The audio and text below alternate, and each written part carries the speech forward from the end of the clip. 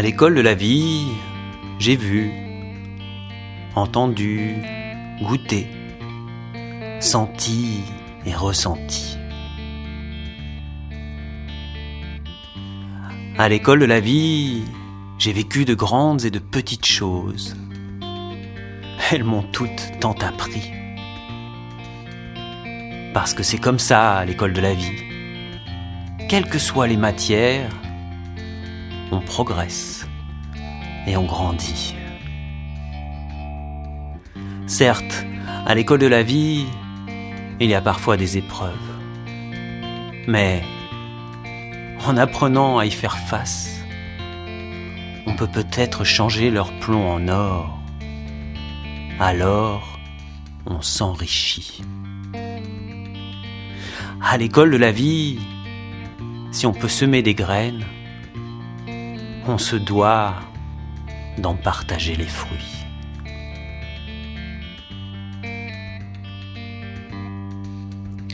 Aujourd'hui, à l'école de la vie, j'apprends à mes dépens que le pouvoir, la place que je refuse d'occuper, me sera le plus souvent subtilisé par quelqu'un ou quelque chose d'autre. Allez, je vous mets dans l'ambiance. Ce soir, il y a concert.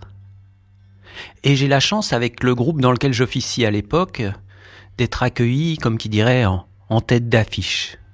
Oh, pas que nous soyons un groupe connu, mais peut-être juste parce que nous sommes susceptibles de ramener peut-être un tout petit peu plus de public que les autres groupes présents ce soir-là. En tout cas, c'est l'effervescence.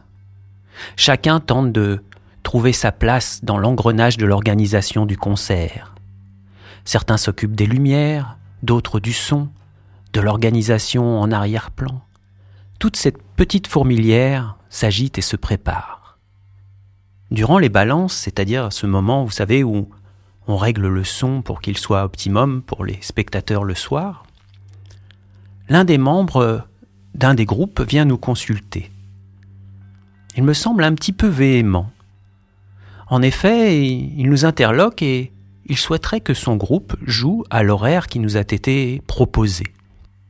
Sans doute pris par le trac, la charge mentale et émotionnelle que nous infligeait l'organisation du concert, je me souviens avoir choisi la politique du roseau. C'est-à-dire de dire « Vous voulez jouer à notre place, à l'horaire ? Écoutez, il n'y a pas de souci. Prenez-la à notre place. » Je me souviens même des termes que j'avais employés à l'époque. J'avais utilisé « Israël, Palestine, faisons la paix et mettons un peu de souplesse dans tout ça. » La suite des événements allait me toucher profondément, m'affliger au plus haut point. En effet, le groupe a joué avant nous à l'horaire qu'il souhaitait. Mais le problème est que ils se sont moqués des organisateurs, du public, ont créé le chaos, du fait que nous nous sommes retrouvés après eux sur scène devant une salle quasiment vide. Pire encore, durant les jours qui suivirent, les chroniques des magazines nous attribuaient la faute, presque en nous insultant. L'injustice était comme un couteau profondément enfoncé dans mon cœur. Mais avec le recul, avec un regard plus large, comment y aurait-il pu y avoir cette justice tant espérée sans justesse? D'où me venait cette rassurante illusion d'être soi-disant bon, soi-disant juste pour ne pas avoir à entrer en conflit? Cela m'amenait indubitablement à regarder en face, droit dans les yeux, mon propre petit empereur intérieur. Dans quel état était-il ? Régnait-il avec bonté et justement justesse sur mon propre royaume ? Ou au contraire, l'avais-je relégué aux oubliettes par crainte qu'il ne devienne un cruel dictateur ? Je pense que c'est l'image excessive de ce dernier qui demeurait en moi. comme elle demeure, je le pense, chez la plupart d'entre nous encore aujourd'hui. À qui la faute ? Comment intégrer ou réintégrer notre pouvoir si l'unique image que nous en avons est celle d'un despote malveillant ? Observons l'histoire. Regardons même la géopolitique actuelle et nos soi-disant dirigeants. Et sans en aller jusque-là, quels ont été les exemples qui nous ont été donnés au cœur de nos propres clans, dans le sein même de nos cellules familiales ? L'antique César piétinant les Celtes, les braves tuniques bleues vantées dans les films hollywoodiens éradiquant les sauvages peuples autochtones, les promoteurs de croisades, de guerres et autres conflits, qui de tout temps ont su diaboliser l'ennemi en se plaçant sous l'étendard de la rassurante certitude d'appartenir au clan des justes.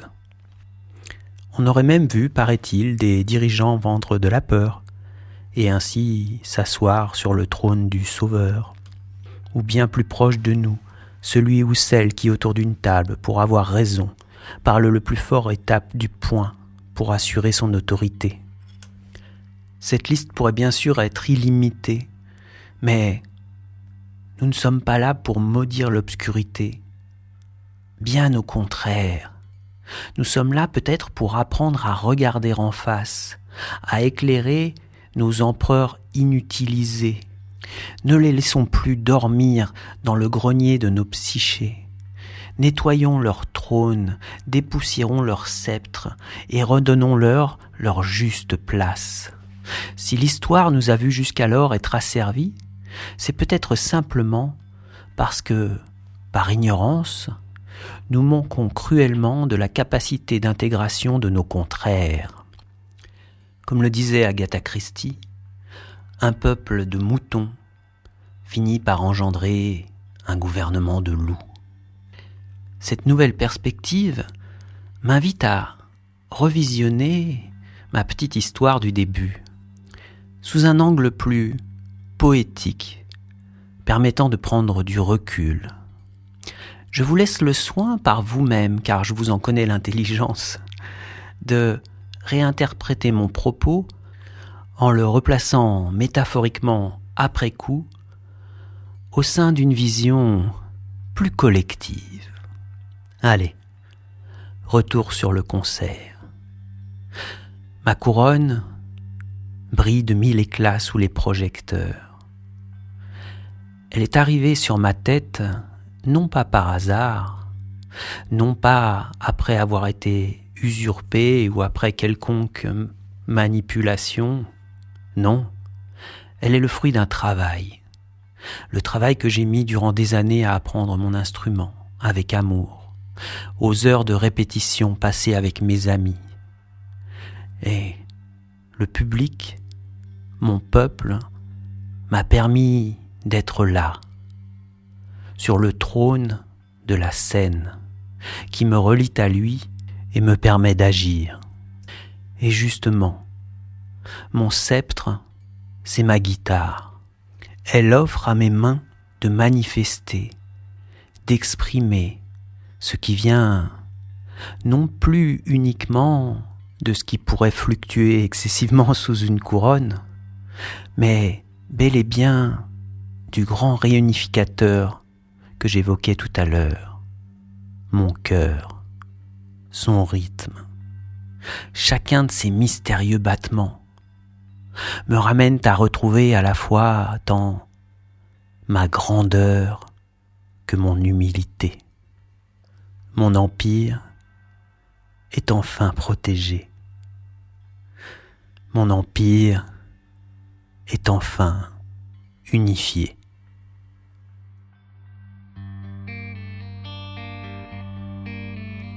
À nouveau, un grand merci pour votre écoute. Si ce podcast vous a plu, je vous invite à le partager sur vos réseaux, à laisser un petit mot, des commentaires. Ça peut m'aider énormément. Merci d'avance. En attendant qu'on se retrouve pour le prochain épisode, je vous souhaite d'être à la fois fort et humble.